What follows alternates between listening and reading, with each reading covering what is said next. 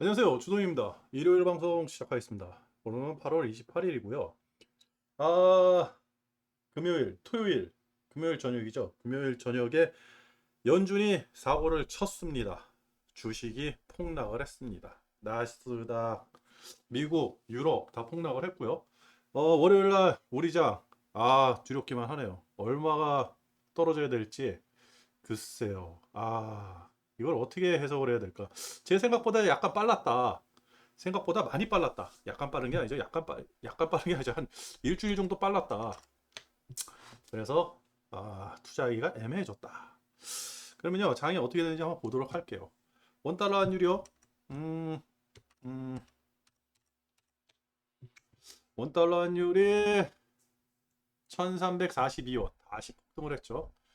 달러 지수가 108.7. 역사상 최고점인가요? 하여튼 제가 알고 있기로는 108. 이 수치가 굉장히 무서운 수치거든요. 그 역사상 최고점 같아요. 차트 한번 볼까요? 진짜 최고점인가? 제가 이런 것 때문에 투자하기가 상당히 망설여졌다. 어디 한번 볼까요? 달러 지수 과거를 보면 그래요. 14년도 월봉으로 한번 볼까요? 월봉으로 보면 과거에 있었네요. 이게 언제냐면 2000 2002년도에 120까지 올라가고요. 그리고 86년도는 잘 모르겠고. 그러네요. 2002년도에 120까지 갔었네요. 그러고 나서 다시 쭉 내려오고 있었다. 우리가 98년도 IMF, 97년, 98년도 이때가 IMF거든요. IMF 때도 100원절이었는데, 그죠? 100원절이었는데 그 이후에 2003년도 우리 그 카드 사태가 있었거든요. 2003년도가 요쯤인데 카드 사태 때.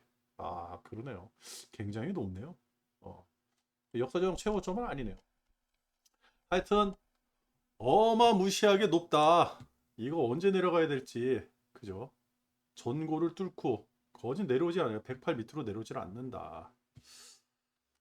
뭐 다들 해석하기 나름이겠지만 이런 시국에 이런 지표에 주식을 산다 아니면 레버리지에 투자를 한다 애매하죠. 그죠? 이게 우리는 내려올 거를 떨어질 거를 생각해 가지고 레버리지를 투자하는 거지. 그 뭐 우리 지금 상황에서는 경제가 좋아진다든지 어떠한 뭐 다시 호황이 온다든지 이런 것 때문에 레버리지 투자하는 게 아니거든요.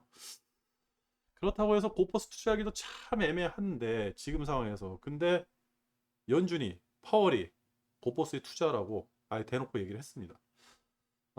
그렇다. 중국 위안화도 한번 볼까요? 환율이 지금 너무 안 좋아요. 위안화도 한번 볼까요? 위안화도 계속 뚫고 올라가네요. 그죠? 6.79에서 6.8. 예전에 7까지 올라간 적도 있었거든요. 7.2까지 올라갔었네요. 그죠? 7.2.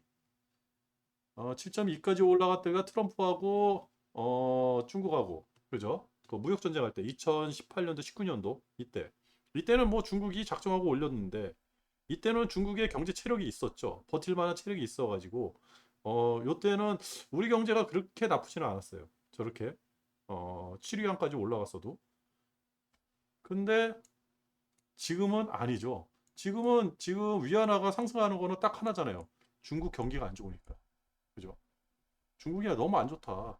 그래가지고 이런 기사가 있었죠. 중국 공산당 정부에서요. 중국 은행들한테 달러 팔지 말아라.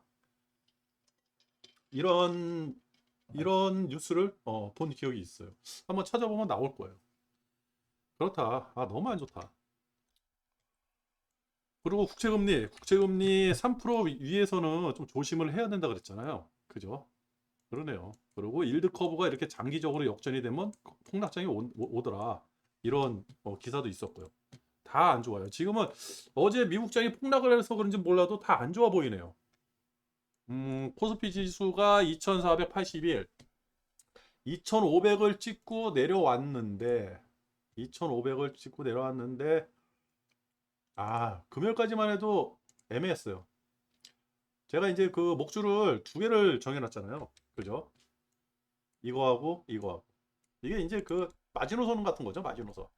그래가지고 저는 여기서 이제 투자를 어떻게 예측했냐면, 뭐 방송에서 말씀드렸듯이 쭉쭉쭉쭉 올라간다, 그죠? 어 다음 주에 쭉쭉쭉 올라간다. 그러면 여기서 다다음 주에 한번 결정을 해가지고 떨어진다, 올라간다. 어, 그죠? 전구에서 한번 결정을 해보겠다. 근데 떨어질 확률이 많으니까 저는 여기다가 준비를 해놓고 있다가, 어? 여기서 준비를 해놓고 있다가 곧버스로 때려박겠다. 이렇게 이제 계획을 세웠는데 지금 곧버스가 여기서 때려박게 생겼어요, 지금. 어? 이 라인이 죽어버리면, 그죠? 이거 뚫고 이렇게 내려가 버리면 곧버스가 여기 때려가는 거고, 그죠? 여기서 그나마 이렇게 횡보를 한다 그러면 먹을 거 없는 장이 되는 거예요. 그죠? 그렇다. 아, 애매한데요? 투자하기가 참 애매한데. 음, 음, 어디다 투자를 해야 될까요? 곧버스 레버리지.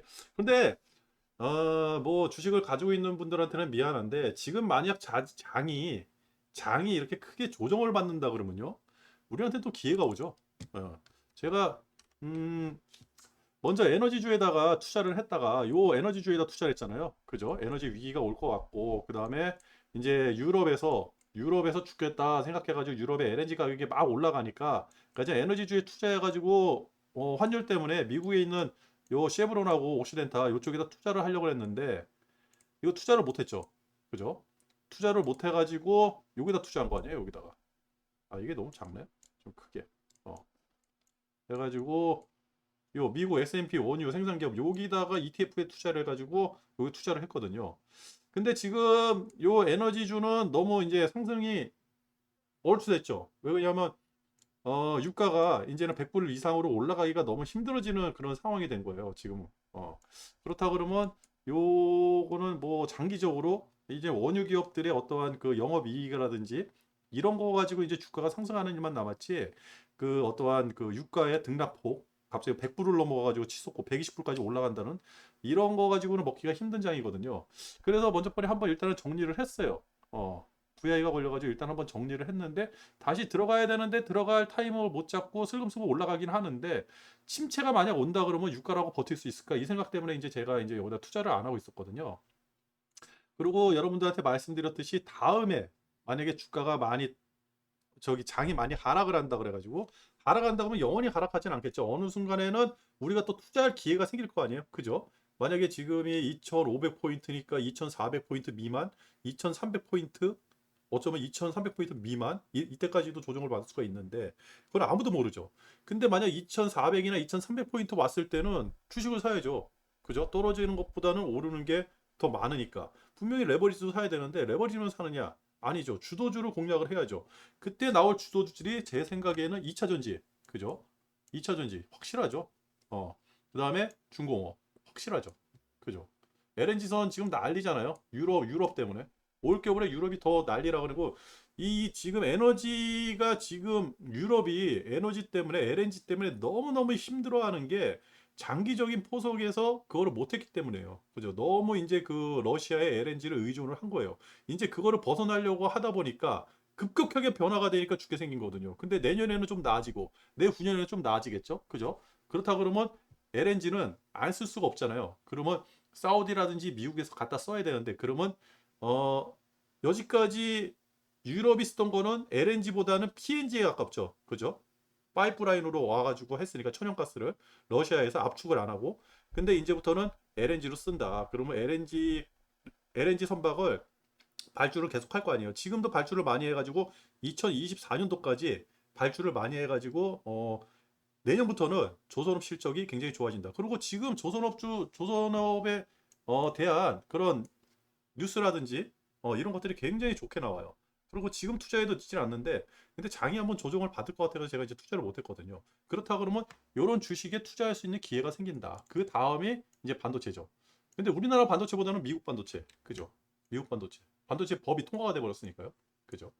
그래가지고 이제 필라델피아 반도체 요거에 관련된 ETF하고 조선주 관련된 ETF, 2차 전지에 관련된 ETF, 이거를 이제 집중적으로 공략을 해보고, 조선주는 요 타이거 200 중공업 ETF를 살 것 같고 제 생각에는요. 그 다음에 그 필라델피아 반도체 지수에 투자한다 그러면 타이거, 필라델피아 반도체, 나스닥, ETF 요거를 투자를 할 것 같고, 환율이 1,300원이니까 1,300원 넘었잖아요.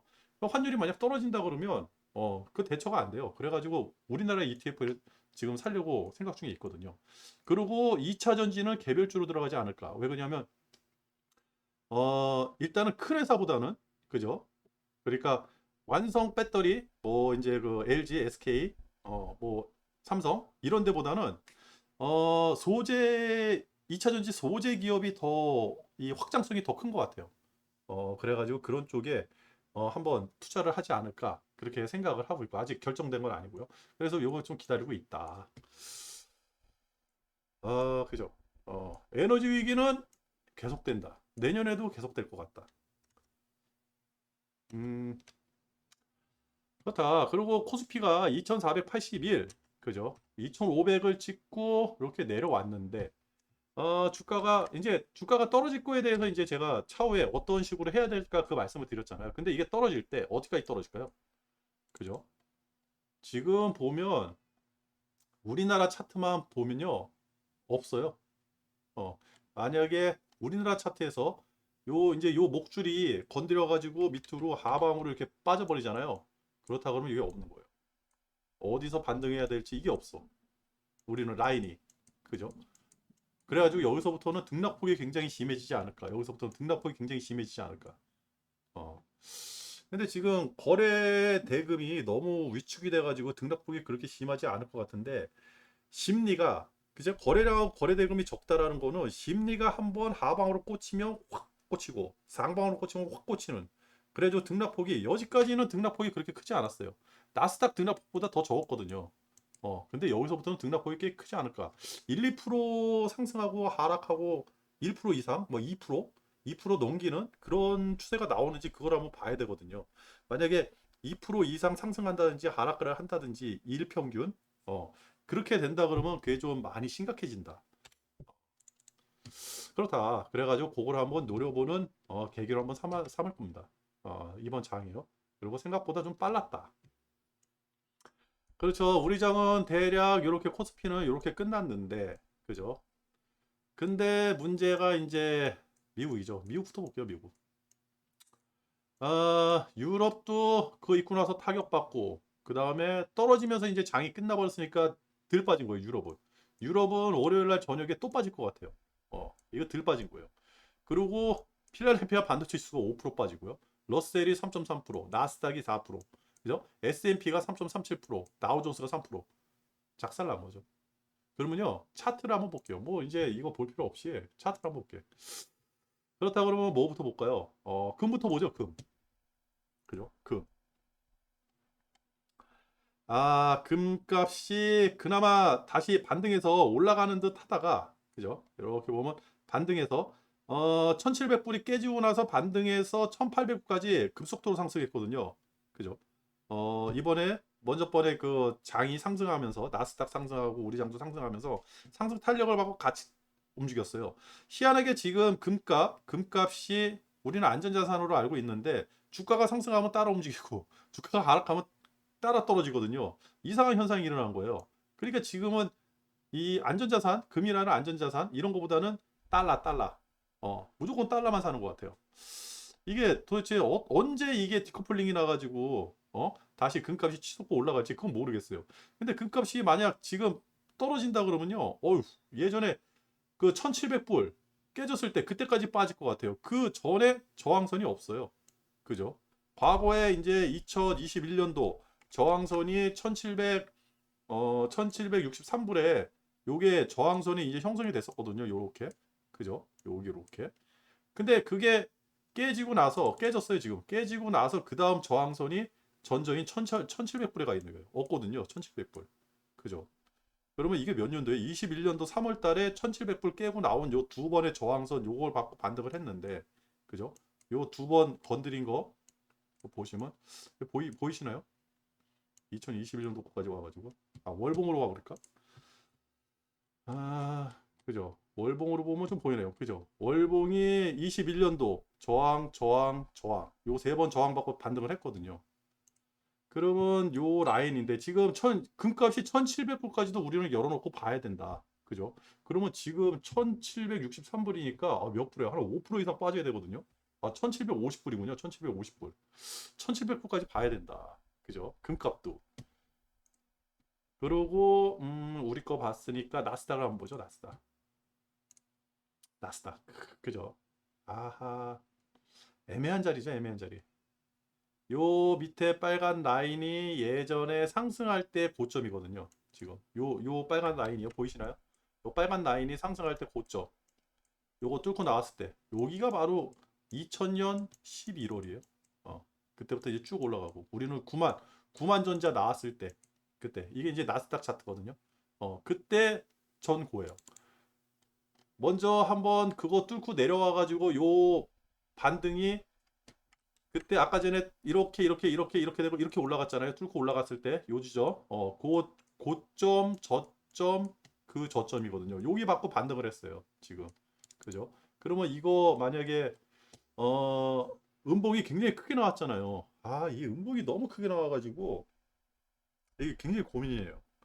만약에 월요일 저녁에도 하락을 한다. 그리고 요 마지노선, 요 목줄을 깨고 밑으로 음봉으로 해가지고 쭉 내려오는 현상이 일어난다. 라고 한다 그러면 여기까지 봐야죠. 여기까지. 그죠? 중간에 걸릴 데가 없어요. 기껏 뭐 정고인데 이거 뭐 힘 있는 고점입니까? 힘 없는 고점이잖아요. 그죠? 걸릴 게 없어요. 그렇다 그러면 그리고 좀 두려운 게 또 여기서 또 이렇게 내려오다가 여기서 행보하는 거. 그죠? 뭐 볼 게 없네. 볼 게 없어. 그리고 달러 지수 받고 항생도 이제 월요일 날 항생 얘기는 해드렸으니까 월요일 날 좀 열리는 거 보고 그나마 항생이 한번 볼까요? 살아나는 듯 했어요. 마지노선에 거진 다 와가지고 갑자기 급반등. 그죠? 그리고 중국이 엄청난 호재가 있잖아요. 1조 달러 푼다 그랬잖아요, 지금. 중국이 1조 달러를 푼다 그랬는데, 야, 이게 뭐 어떻게 된 겁니까, 지금? 다시 꼬꾸라지겠죠? 중국이 또 미국하고 디커플링 나가지고 중국만 혼자 호련히 상승을 할까요? 그러면 우리 장도 같이 상승을 하나? 중국이 상승해가지고 우리 장이 좀 덜 빠졌으면 좋겠어요. 지금 상황에서는. 지금 상황에서는 빠지는 거 별로 안 좋거든요. 저는 레버리지고 고퍼 쓰고 사질 않았지만 지금 상황에서는 상승을 해줘야 돼요. 상승을 하든 하락을 하든 분명히 명분이 있고 그거에 타당한 우리가 인지 그러니까 인정한다고 하면 좀 그렇고 우리가 느낄 수 있는 정도의 어떠한 상승이든지 하락이 오고 나서 그 반대쪽인 성향이 나와야지 그래야지 그게 투자하기가 좀 수월하거든요. 근데 지금 상황에서는 야 이거 무너진다 그러면 볼 게 없습니다. 너무 힘드네요 지금. 그렇다. 그리고 그러면 기름값 한번 볼까요? 음, 어? 이거 라인이 다 어디 갔죠? WTI 여기 있군요. 두 개군요, 두 개. WTI가 그죠? 아하, 요 95불 라인 다시 한번 이제 목줄을 왜 이렇게 걷는지 예전에 폭등을 하고 내려와서 한번 저항받고 또 폭등하고 내려와서 두 번 졌고 요거 보면 100불 여기가 100불 대거든요. 100불 대 위에서 두 번 했죠. 전쟁 난다 그래가지고 그리고 또 올라가다가 120불 또 찍고 내려와서 여기에 저항받고 그죠? 굉장히 그 저항을 많이 받았죠. 그러면서 무너진 거. 그래서 제가 90불에서 100불, 90불에서 100불 사이에서 왔다 갔다 할 거다. 근데 여기 라인 봐서는 85불에서 95불이래요. 여기서 계속 왔다 갔다 왔다 갔다. 그죠? 희한하죠. 85불 미만으로 떨어진다. 만약에 유가가 85불 미만으로 이게 진짜 무서운 시나리오인데 유가가 85불 미만 뭐야? 아닙니다. 85 이게 뭐죠? 유가가 85불 아이고 죄송합니다. 이렇게 해야죠. 유가가 85불 미만으로 떨어진다라고 한다 그러면 그건 게임샷.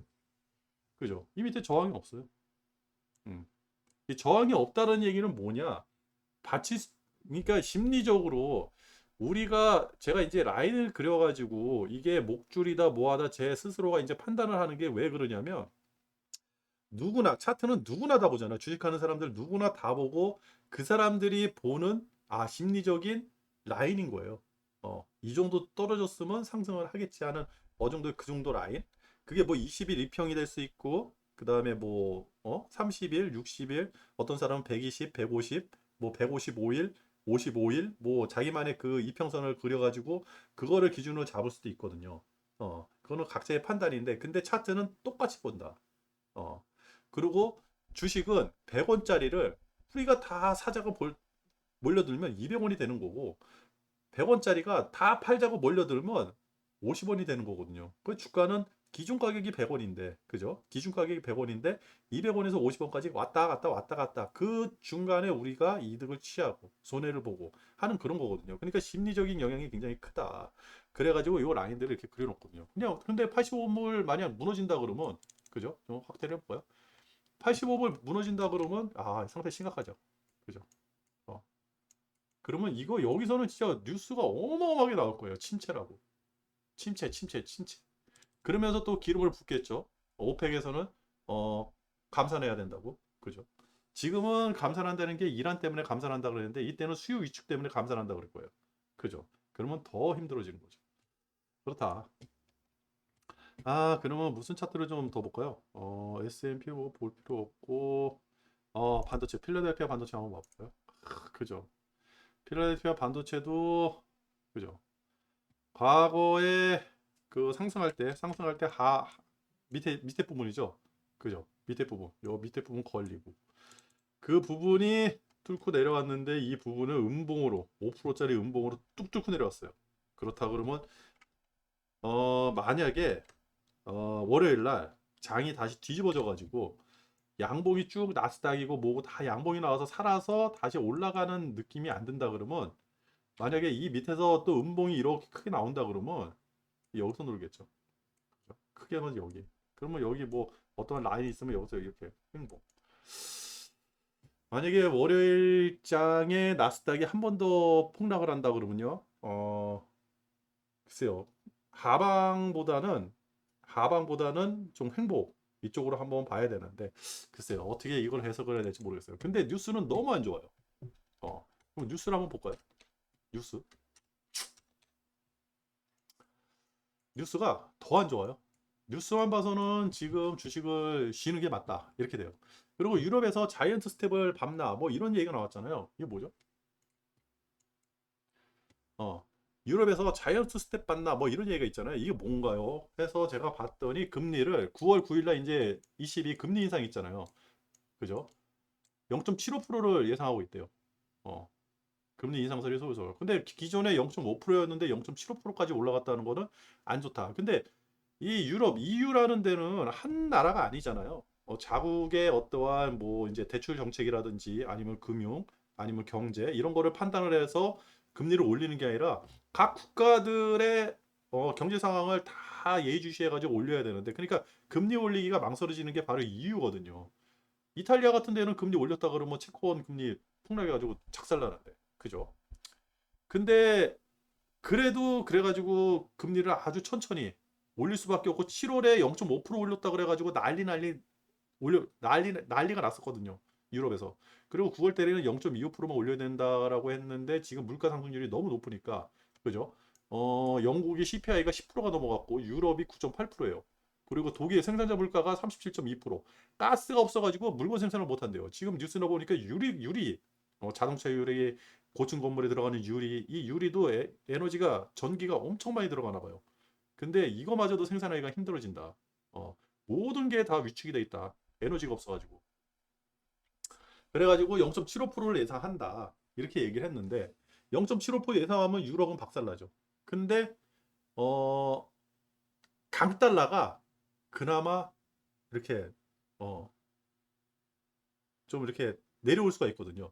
강달러가 좀 약달러가 되는 그런 현상이 일어나거든요. 유럽에서 금리를 이렇게 세게 올려버리면. 그렇다 보면 유럽은 작살나도 우리 입장에서는 환율이 대략 안정화되는 그런 현상이 일어날 수가 있어요. 어, 저는 이거를 보고 다음 주까지 장이 상승을 하고 다다음 주에 어, 다다음 주에 야 그때까지 상승을 하고 요 이슈 때문에 만약 상승을 한다 그러면 야 고버스를 한번 때려 넣을 수 있겠는데 다다음 주에 그래가지고 그 작전을 짠 거거든요. 요 이야기가 나오고 나서 환율이 안정화된다 그러면 장이 상승을 할 수 있어요.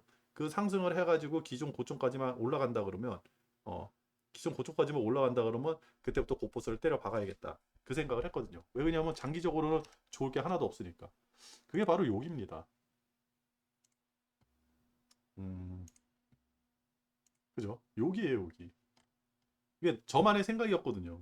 그래가지고 제가 추석 전에는 투자하기가 상당히 애매해진다. 그 생각을 했거든요. 여기서 저도 이제 예상을 해가지고 올라갈 때 그냥 쭉 올라간다고 생각 안 했거든요. 쭉 못 올라가죠. 계속 여기서 뭐 횡보 이렇게 하다가 어느 순간에 딱 이 지점이라든지 이 지점 위에 왔을 때, 그죠? 그러고 나서 뭐가 있죠? 연준의 금리가 있죠. FOMC가 있잖아요. FOMC를 기점으로 해가지고 이게 내려오는 시나리오가 되지 않을까 그 생각을 했는데 지금 파월이 얘기하는 바람에 여기서 내려오게 된 거예요. 그죠? 이게 없어진 거죠. 저도 2550 위쪽으로는 올라갔어야 되는데 그래서 투자하기가 참 애매해졌다. 그다 유럽이 자이언트 스텝을 밟는다. 이게 우리한테는 어, 단기적으로는 호재예요. 이런 게 장기적으로는 안 좋죠. 그렇다. 그리고 인플레이션이 확장적 재정 정책 때문에 연준 혼자서는 이거를 해결하기가 힘들다. 왜 연준에서는 계속 이거를 금리를 올려가지고 긴축을 하려고 그러는데 지금 뭐예요? 미국 같은 경우로 중간 선거 때문에 그죠? 지금 엄청나게 이거 하나만 했는데 반도체 지원법 그죠? 그다음에 친환경 지원법 이런 거에다가 돈을 엄청나게 쏟아붓잖아요. 그죠? 중국도 그렇고 중국도 이제 10월달 당대회에 있다 그래가지고 얼마예요? 1조 달러. 그 저는 그 지금 중국 태양광에 좀 투자를 해볼까 그 생각도 있어요. 태양광에 584조를 투입한대 우리나라 돈으로. 어, 그러니까 거진 1조 달러에 거진 한 3분의 1 정도 되나요? 1조 달러면 얼마죠? 어, 그죠? 1300조가 되죠? 1300조. 1300조. 1300조에 그러면 한 3분의 1 정도. 3분의 1 정도가 신재생 에너지, 그 태양광. 이쪽에 투자가 된다 보니까 어마어마하게 투자되는 거 아니에요. 그리고 중국 지금 태양광이 굉장히 많이 상승을 하고 있거든요. 그래가지고 이것도 이제 하나의 아이디어로 이제 어떨까 그래가지고 좀 보려고 이거 만들어 놓은 거고. 근데 중국은 지금 문제가 굉장히 심하죠. 중국의 문제가 뭐예요? 지금 수요가 감소하고 있죠. 수요가 감소하게 되면 생산이 감소해야 돼요. 그죠? 어, 수요가 감소하면서 좀 크게 봐가지고 수요가 감소하고 생산이 감소하면서 그러면 생산이 감소하면 고용이 위축이 되고 고용이 위축이 되면 월급을 못 받으니까 경기가 위축이 되겠죠. 그죠? 경기가 위축되면 너도 나도 야 돈 벌어가지고 어디 투자하지 말고 예금해 은행으로 몰려 들어가게 되고 그러면 어떻게 돼요? 은행에 예금을 하는데 무슨 대출을 받겠습니까? 대출을 안 받아요. 그죠? 근데 부동산은 대출을 받아가지고 사는 게 부동산인데 그러면 부동산 거래가 위축이 되겠죠. 그죠? 그죠? 그러면 돈 많은 이 부동산 거래는 단위가 크잖아요. 그러면 이게 부자들이 거래를 많이 할 거 아닙니까? 뭐 서민들도 거래하는데. 그죠? 그 거래가 안 된다 그러면 소비 심리가 위축되는 거예요. 전 국민적으로 돈을 많은 사람, 적은 사람 가릴 거 없이 소비 심리가 위축이 되는 거예요. 소비 심리가 위축이 되면 수요가 감소하는 거죠. 지금 이 악순환이 계속해서 이제 중국에서 일어나는 거예요. 그게 처음에는 아주 작게 일어나겠죠. 어, 처음에는 작게 일어나요. 요만큼. 근데 이게 계속 해야 되고 수요 위축, 뭐 이게 경기 위축 하는 게 계속하면서 지금 커지는 거예요. 근데 지금 부동산이 뻥 터졌잖아요. 부동산 뻥 터지면서 엄청나게 갑자기 커져 버린 거죠. 그죠? 이게 부동산 발. 그죠? 그래가지고 이 부동산 부양을 위해 가지고 뭔가를 하려고 그러는데 부동산 부양에 대한 내용이 없어요. 그죠? 이거 제가 네 개는 인프라, 이거는 미래 에너지, 그죠? 친환경, 미래 에너지잖아요. 그죠?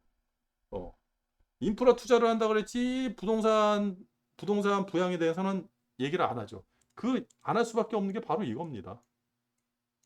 공동부유. 그죠? 시진핑이 나와서 다시 공동부유를 천명을 했어요. 음, 그렇다. 그래가지고 이렇게 돈을 풀어야죠. 중국도 돈을 풀고 미국도 돈을 풀고 그러면 인플레는 잡기가 더 힘들어진다는 얘기죠. 그리고 중국이 잭슨홀 회의 앞두고 미국과 금융 정쟁을 대비해가지고 전략을 검토한다. 근데 이 얘기는 잘 모르겠어요. 지금 중국의 문제가 두 가지예요. 이렇게 돈을 풀고 금리를 낮추면 중국에 있는 달러가 계속해서 바깥으로 나가게 돼 있거든요. 달러가. 근데 중국이라고 달러를 계속 내보낸다 그래가지고 본인들한테 좋을 게 없죠. 그죠? 그리고 중국에서 미국에 가지고 있는 채권을 엄청나게 많이 팔았대요. 많이 팔았는데 그거를 흡수한 게 또 일본. 그러니까 일본이 그 엔화를 약세를 만드는 이유, 그 이유를 엔화 약세를 미국이 지금 묵인해 주는 이유가 바로 그게 아닌가. 중국에서 나오는 미국채를 지금 일본이 사들이고 있으니까 그러라고 그렇게 만들어 놓은 거 아닌가 그 생각을 하거든요. 그리고 미국도 이제 그 채권 그쪽으로 이제 어 QT가 진행되고 있잖아요. 양쪽 긴축이 진행되고 있어요. 그래서 950억 불씩 매달 950억 불씩 긴축이 되면서 채권을 계속 사들이고 있거든요. 그렇게 해서 흡수하는 게 아닌가. 지금 그 생각을 하는데 요게 지금 중국이 미국하고 금융 전쟁을 벌인다 그러는데 인플레를 잡자고 했더니 갑자기 금융 전쟁에 대한 얘기가 나와가지고 뭔지 몰라서 한번 이거를 해놨거든요.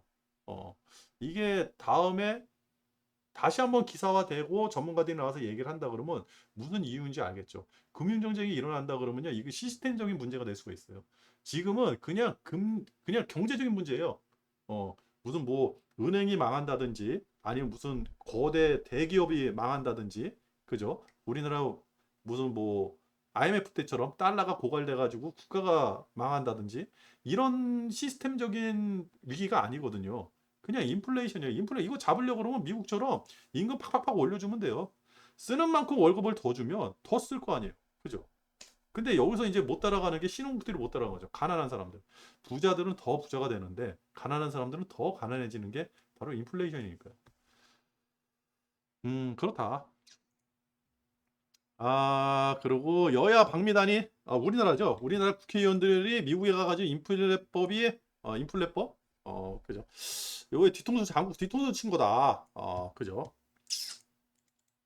뭐, 이제 가서 얘기하면 뭐해. 그죠. 왕따 당했는데. 이거, 아니, 이거 솔직히 이 얘기 딱 나왔을 때 저는 이 생각이 들더라고요. 이거, 그죠. 이 생각이 들더라고요. 펠로시가 누굽니까? 펠로시. 낸시 펠로시가 서열 3위예요. 서열 3위. 근데 이 여자는 계속 하는 거예요. 죽을 때까지. 죽을 때까지 하원 의장을 하는 사람이고, 바이든은 이제 2년 남았고, 기름은 6년 남고, 그죠? 서열 1, 2, 대통령, 부통령이요.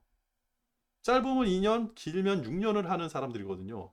시한부적인 자리인 거예요. 근데 낸시 펠로시는 자기 생명 다할 때까지 저 직책을 계속 할 거예요. 지금까지 30 몇 년 동안 의원직을 했으니까 죽을 때까지 한다는 게 맞죠. 그러면 저 사람을 패싱하면 안 됐죠.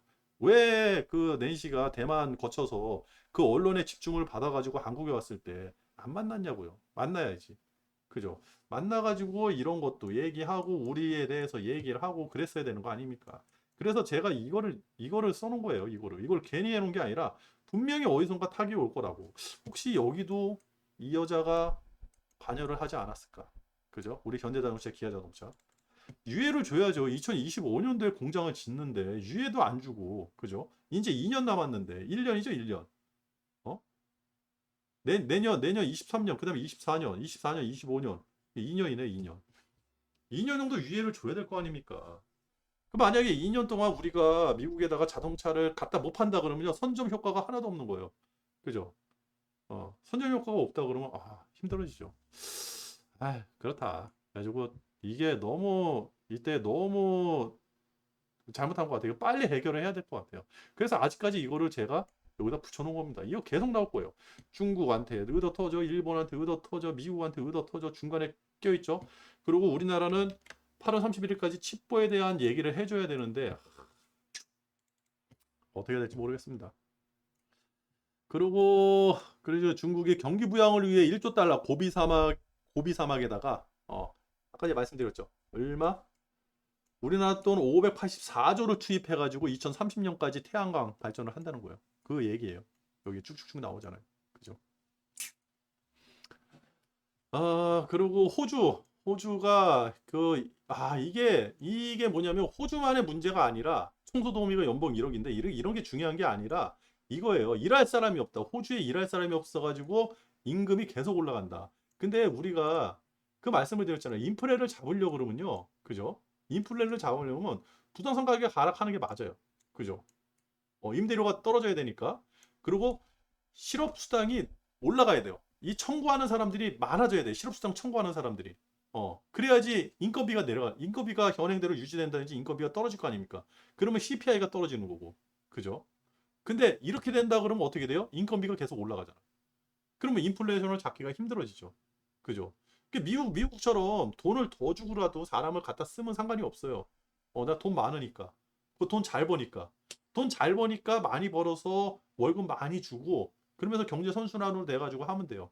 사실 인플레이션이 뭐 저기 뭐야 5% 이상 뭐 10% 이렇게 된다 그러면 그거는 너무 이제 그 인플레이션이 심한 거고 그래서 이제 연준에서 그걸 잡으려고 그러는데 사실 많이 벌어서 많이 주고 이 사람들이 많이 소비를 많이 해가지고 경제가 선순환되는 거는 굉장히 이게 아름다운 현상이 일어나는 거거든요. 모든 면에서. 근데 가난한 나라들은 신흥국들은 죽는 거예요. 신흥국들 다 죽는 거예요. 그죠? 그 얘기예요. 그 얘기입니다.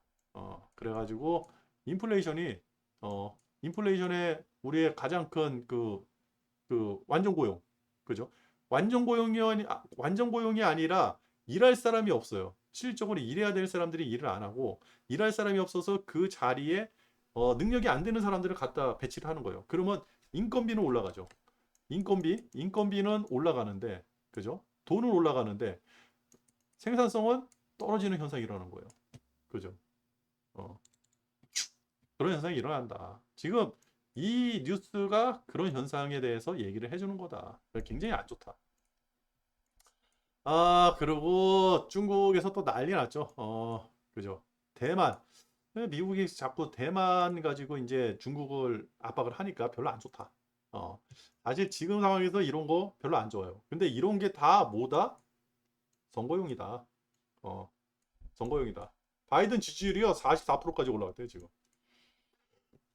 선거 전까지는 뭐 저런 이런 뉴스들이 많이 나올 것 같은데 이게 선거 이후 우리는 저기 뭐야 이제 중국의 당대가 10월 말 11월 초에 있다 그러는데 당대가 끝나고 바이든 그 중간 선거 미국의 중간 선거 11월 8일에 있는데 저거 끝나고 나서 그 이유를 생각을 해야 되거든요. 이후에는 주가가 상승하기가 힘들지 않을까. 그렇게 한번 생각을 합니다. 저는. 그리고 바이든 지지율이 44% 회복했다. 그리고 러시아와 에너지 전쟁 중 EU가 긴급 대책 회의를 열었다. 중국 죽게 생겼, 저기 유럽 죽게 생겼다. 그 얘기죠. 근데 유럽은 뭐예요? 그래도 안 뭉쳐요. 유럽은 안 뭉쳐요. 와야 되고 있어요, 지금 유럽이. 어, 그죠? 유럽이 하나의 국가로서 통일이 안 된다. 이거 아까 전에 제가 말씀드린 그거고. 아주 이거 잘 썼어요. 이게 수요 감소가 되면서 생산 감소가 되고 고용 축소가 되고 경기 위축이 되고 불황시성. 기가 막힙니다. 그리고 파월이 분명한 매파 신호를 내면서 난리가 났죠. 이거 어떻게 됩니까? 응? 아, 그죠? 그래가지고 지금 나오는 얘기를 종합을 해보니까 파월, 그 다음에 연준 위원들의 매파 신호, 야, 지금 잡기 힘든 거예요. 그 돈을 저 정도로 풀어버리니까 저것 때문에 주가가 상승을 한다 그러면 더 난리가 날 것 같으니까 지금 강력하게 매파 신호를 내고 여기다 뭐라 그랬냐? 강력하게 얘기했어요. 인플레이션이 잡히기 전까지는 물러서지 않겠다. 높은 수준을 유지하겠다. 그죠? 1970년대 정책을 지적했어요. 그때 하다가 말았다.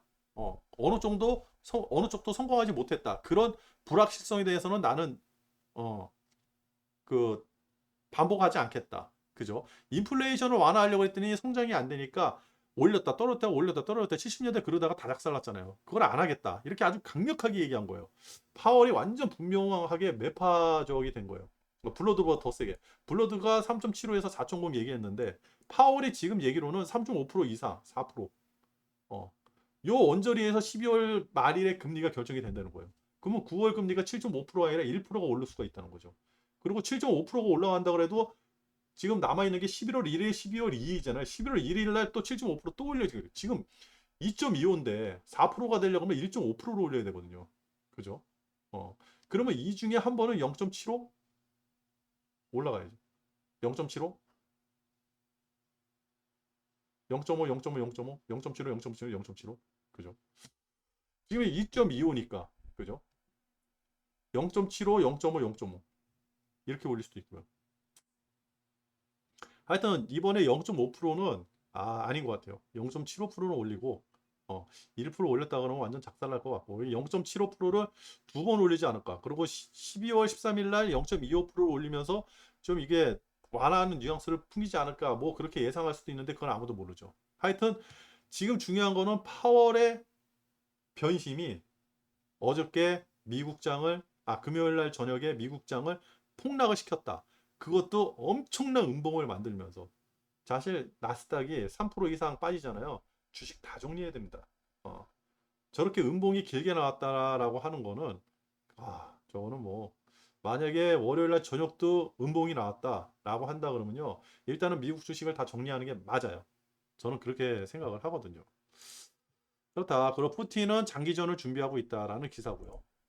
그리고 오펙 의장이 사우디 원유 생산 감축 제한에 대해서 긍정적으로 치고 있다. 근데 지금 같은 경우는 유가가 떨어져서 아니면 수요가 위축돼서 그런 것보다는 이란이에요. 미국이 이란하고 달라붙어 가지고 사우디가 불편한 거야. 그죠? 이 오펙에 있는 나라들이 불편한 거야. 이란 때문에. 그래가지고 이런 얘기를 하는 거 아닌가. 유가는 아직까지는 괜찮아요. 그리고 유가가 만약에 아까 전에 말씀드렸듯이 유가가 빠진다. 85불 미만으로 빠진다. 라고 한다 그러면 그때 가가지고 고민을 해봐야 되는 거고. 만약 유가가 80 진짜 경기 침체가 왔다 그래서 유가가 85불 미만으로 빠진다 그러면요. 그때는 진짜 곧보수 때려 박아야죠. 그죠? 그렇다.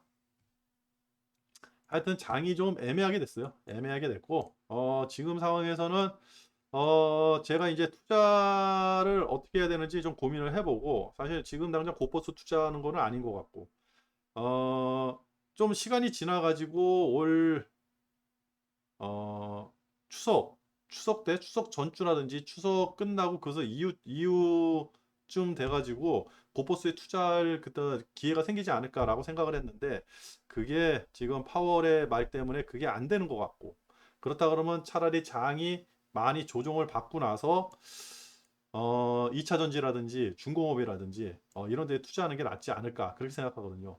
그리고 제가 한번 요거를 한번 생각을 해봤어요. 우리가 이런 거 있잖아요. 태주 이방원이라고. 그죠? 근데 문제는 원자력 실질적으로 수익이 나나요? 이익이 나나요? 이게 매출이라든지 영업이익으로 되나요? 어떻게 보면 그런 게 지금 안 나고 있거든요. 그러면 지금 투자하기는 좀 애매하죠. 매출이라든지 영업이익이라든지 이런 게 나온다 그러면 투자해 볼 만해요. 그리고 방산. 돈이 되나요? 어, 꿈과 희망은 있는데 돈은 안 되고 있어요, 지금. 그렇다 그러면 좀 한번 생각을 해봐야 되는 거예요. 그죠? 그러면 2차 전지 꿈과 희망도 있어요. 그리고 공장을 계속 증설해. 돈도 벌고 있어. 땡큐죠. 그죠? 조선 꿈과 희망도 있어요. 내년부터 영업이익이 흑자로 돌아선대요. 이거는 수치로 나와요. 얘는 진짜 별표 얘는 진짜 5개 주고 싶어. 조선주는. 2차 전지 별표 한 3개. 그죠? 태양광. 태양광은 우리나라 태양광은 하나솔루션이 캡이잖아요. 미국에서 지금 하니까. 근데 미국이 계속해서 태양광으로 뭘 할 수 있을까요? 저는 미국이라 그래서 이게 애매한 거예요. 만약에 유럽이라든지 중국이라든지 한다면 가능했을 텐데 미국이라서 그게 힘들어. 근데 영업이익은 나. 그러면 얘는 지금 3개죠. 3개. 근데 장기적으로는 아닌 것 같아요. 어. 그래서 저는 이놈이 난 것 같아요. 파란색을 칠게. 조선. 그리고 2차 전지는 앞으로 전기차는 대세고 미국에서도 전기차를 엄청나게 양산을 한다 그러잖아요. 그러면 전기차 세계 1등은 우리죠. 그러면 이거죠. 그리고 얘는 가면 갈수록 별표가 계속 늘어날 것 같아요. 계속 늘어날 것 같아요. 얘는 뭐 5개가 아니라 계속 늘어날 것 같아요. 엄청난 이득이 나면서. 그죠? 근데 방위는 모르겠어요. 원자력도 모르겠고. 그죠? 태양광은 3개인데 만약에 얘가 별표가 괜찮아요. 늘어날 수 있어요. 근데 요 나머지는 중국. 중국이 가능성이 있는 것 같아요. 태양광. 미국보다는 중국이 더 가능성이 있다. 그래가지고 투자를 한다 그러면 태양광 쪽에 투자를 한다 그러면 중국 태양광에 투자를 해야 되고요. 조선주 그다음에 2차 전지. 방사는 모르겠어요. 또 많이 올라갔잖아요. 원전은 더 모르겠어요. 그죠? 다 한다 그러는데 원전은 계획하는 데만 10년, 완성하는 데 10년 못 그런다고 그래요. 그래가지고 아무리 급작스럽게 한다 그래도 최소 10년을 걸리는 게 원전인데 원전을 지금 계획해가지고 만든다 그러면 10년 후에 이게 원전이 가동되는 거잖아요. 그래서 원전은 좀 힘들고 방사는 조금 더 지켜봐야 되고 하여튼 장기적으로는 괜찮겠는데 지금 당장 돈을 벌리는 게 아니기 때문에 좀 힘들다. 이렇게 생각을 합니다. 그래가지고 제가 2차 전지하고 중공업 그리고 미국은 반도체 그죠? 반도체 패권 때문에 중국하고 싸우고 있으니까 이렇게 생각을 하면서 좀 이쪽으로 투자를 해보려고 생각을 해요. 어, 오늘은 제 이제 머릿속에 있는 거를 좀 정리를 하는 그런 방송을 좀 했고요. 이렇게 얘기하고 나니까 저 진짜 머리가 확 정리가 되네요. 다음 주는 투자를 좀 더 쉬어야 되지 않을까. 계속 다음 주도 제 생각에는 추석 전까지 추석 전날까지 주도는 투자 대기 중이지 않을까 그렇게 생각합니다. 오늘 방송 여기서 마칠게요. 끝.